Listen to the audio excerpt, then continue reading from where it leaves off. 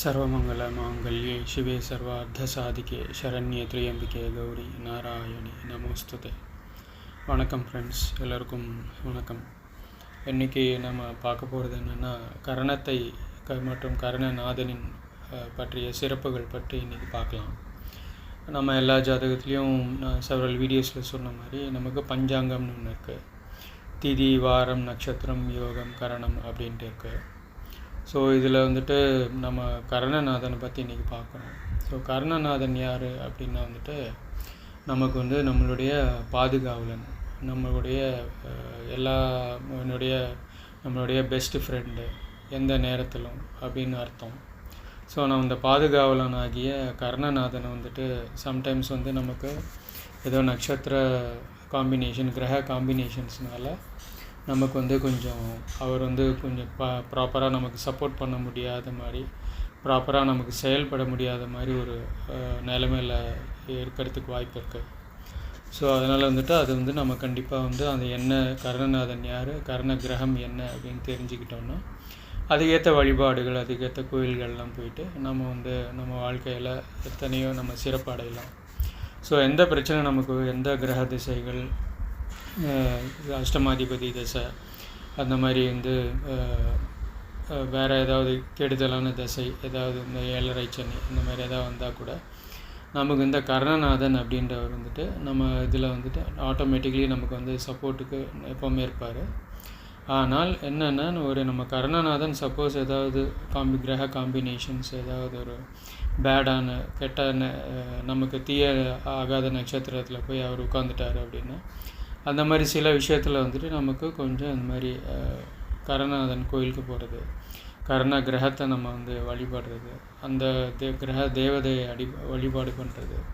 So அந்த மாதிரி நமக்கு வழிபாடு முறைகளில் நமக்கு ரொம்ப ஹெல்ப் ஆகும். ஸோ இப்போது மொத்தம் 11 கர்ணங்கள் இருக்குது. அதில் என்னென்ன கர்ணத்துக்கு என்னென்ன டீட்டெயில்ஸு, கிரகம், மூர்த்தி, அப்புறம் வழிபட வேண்டிய கோயில், பரிகார ஸ்தலம் எல்லாமே நான் இப்போது ஒன்றா டீட்டெயிலாக சொல்கிறேன். எல்லோரும் இது வாழ்க்கையில் இதை கடைப்பிடிச்சி இது அந்த கர்ணத்துக்கான கோயில்களுக்கு அடிக்கடி போயிட்டு உங்களுடைய கர்ணநாதனையும் அந்த கர்ணத்துக்கு உண்டான தெய்வத்தையும் வழிபாடு செய்யும்போது நமக்கு எல்லா ப்ராப்ளம்ஸும் நமக்கு கொஞ்சம் கொஞ்சமாக குறையும். இது நம்ம கண்கூடாக பார்க்கலாம். ஸோ ஃபஸ்ட்டு வர கர்ணம் பவகர்ணத்துக்கு மிருகம் சிங்கம், கிரகம் அதிபதியான கிரகம் செவ்வாய், தெய்வம் நரசிம்மர். வழிபட வேண்டிய கோயில் பார்த்திங்கன்னா நமக்கு நாமக்கல் நரசிம்மர் கோயிலில் வழிபடணும். இரண்டாவது பாலகம், இதுக்கு மிருகம் புலி, கிரகம் ராகு, இந்த தெய்வம் அதிதெய்வம் அப்படின்னு சொல்கிறோம். அது என்னன்னு பார்த்திங்கன்னா ஐயப்பன் அல்லது சாஸ்தா, அல்லது கொஞ்சம் கிராம தெய்வதைகளும் இதில் வருவாங்க.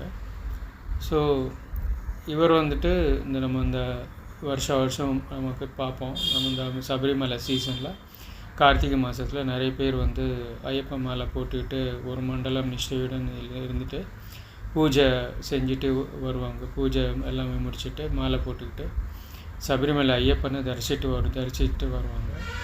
ஸோ அந்த மாதிரி பண்ணும்போது இந்த ராகுவோட இது நம்ம காரகத்துவம், அந்த இது நம்மளுடைய ராகு எந்த பிளேஸில் பொசிஷனாக இருக்குது அப்படின்னு நம்ம இதில் ஜாதகத்தில் பார்த்துட்டு, ஸோ அதுக்கு ரிலேட்டடான அந்த இது அந்த கிரக காரகத்துக்கும் ப்ளஸ் அந்த பாவத்துக்கான நமக்கு எந்த விதமான பிரச்சனை இல்லாமல் ஸ்மூத்தாக நடக்கிறதுக்கு இந்த கிரகமும் இந்த ஐயப்பனும் நமக்கு ஹெல்ப் பண்ணுவாங்க.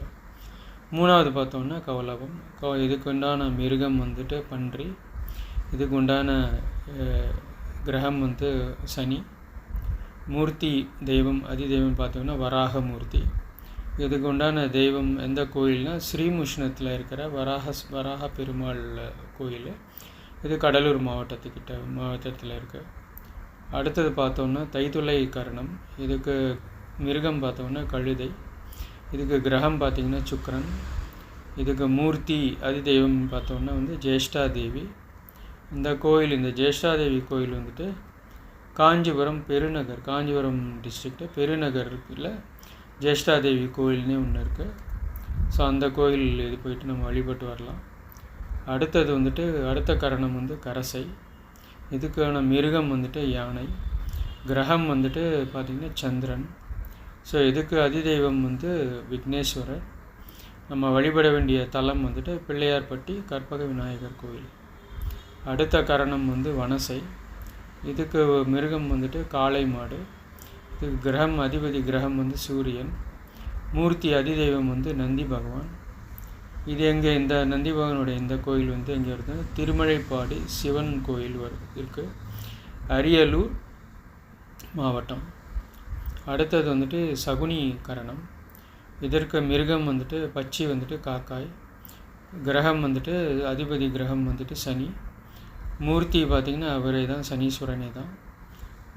வழிபட வேண்டிய கோயில் வந்துட்டு திருநள்ளாறு சனீஸ்வர பகவான். அவர் அடுத்த கரணம் வந்துட்டு பத்திரை. பத்திரை இதுக்கு உண்டான மிருகம் வந்து கோழி. கிரகம் வந்து கேது. மூர்த்தி அதிதெய்வம் வந்து சுப்பிரமணியர்.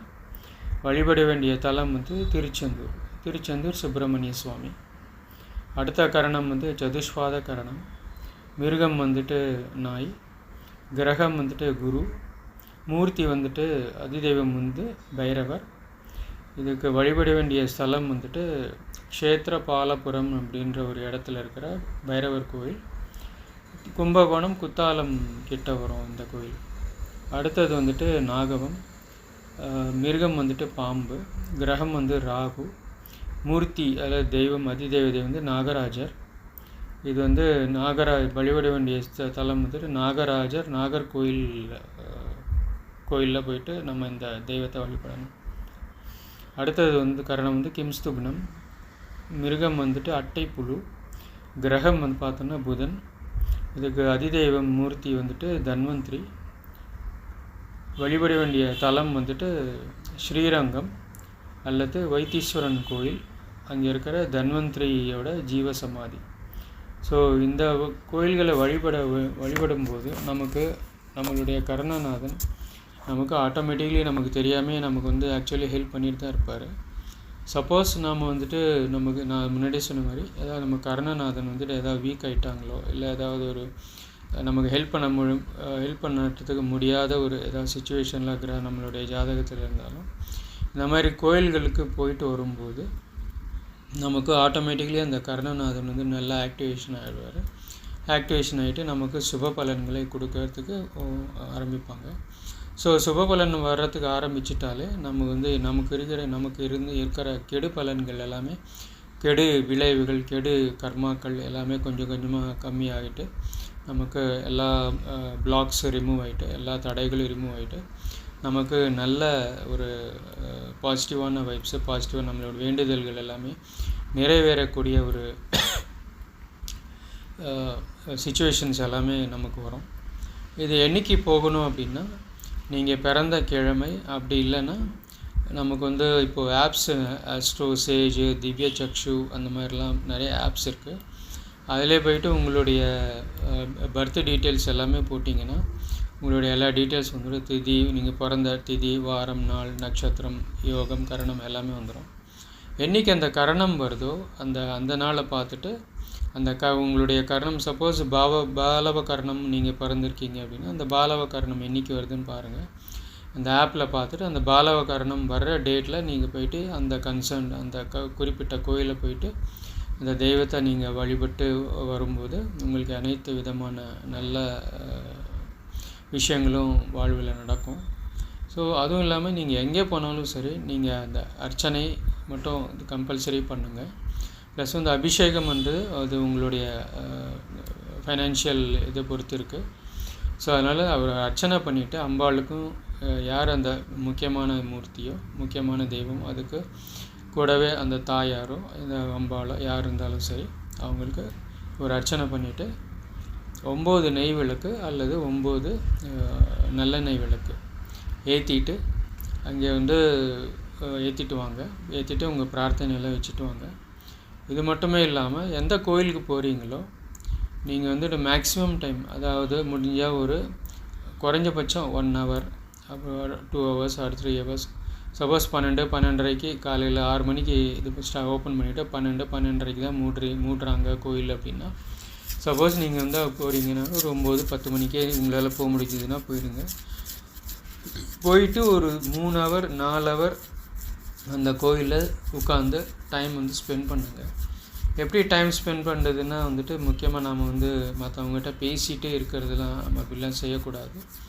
நம்ம வந்து போகும்போது அதுக்குண்டான அந்த தெய்வத்துக்கு உண்டான சப்போஸ் திருச்செந்தூர் போகிறோன்னா அந்த கந்த குரு கவசம், கந்த சஷ்டி கவசம், கந்தர் அலங்காரம், கந்தர் அனுபூதி, இந்த மாதிரி நிறைய இருக்குது.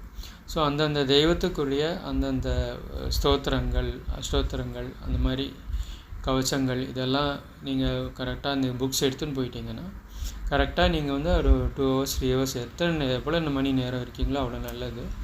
அத்தனை மணி நேரமும் நம்ம யார்கிட்டையும் மற்றவங்ககிட்ட பேசாமல் இந்த கவசங்கள், அஷ்டோத்திரங்கள், நாமாவளி இதெல்லாமே நம்ம படிச்சுட்டு மனமுருகி நம்ம பிரார்த்தனை பண்ணிட்டு வந்தோன்னா கண்டிப்பாக அந்த தெய்வம் கரண கிரகமும் கரண தெய்வமும் நமக்கு நிச்சயமாக நமக்கு வாழ்வில் நல்ல பலனை கொடுப்பாங்க. இது அனுபவத்தில் கண்ட எக்ஸ்பீரியன்ஸ் இது. ஸோ இது வந்து எல்லோரும் பயன்படுத்திக்கிட்டு எல்லோரும் அவங்க லைஃப்பில் இம்ப்ரூவ் ஆகணுன்ட்டு நான் இந்த வீடியோ போட்டிருக்கேன். உங்களுக்கு இந்த வீடியோ பிடிச்சிருந்ததுன்னா உங்கள் ஃப்ரெண்ட்ஸுக்கும் ஷேர் பண்ணி இந்த வீடியோ சப்ஸ்கிரைப் பண்ணுங்கள், லைக் பண்ணிவிட்டு எனக்கு சப்போர்ட் பண்ணுங்கள். நன்றி, வணக்கம்.